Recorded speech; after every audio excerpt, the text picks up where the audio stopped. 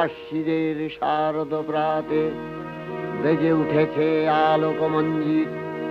ধরণীর বহিরাকাশে অন্তরিত মেঘমালা, প্রকৃতির অন্তরাকাশে জাগরিত জ্যোতির্ময়ী জগন্মাতার আগমন বার্তা।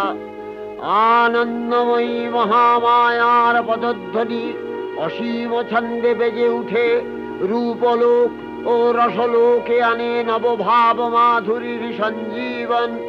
তাই আনন্দিতা শ্যামলী মাতৃকার চিন্ময়ীকে মৃন্ময়ীতে আবাহন।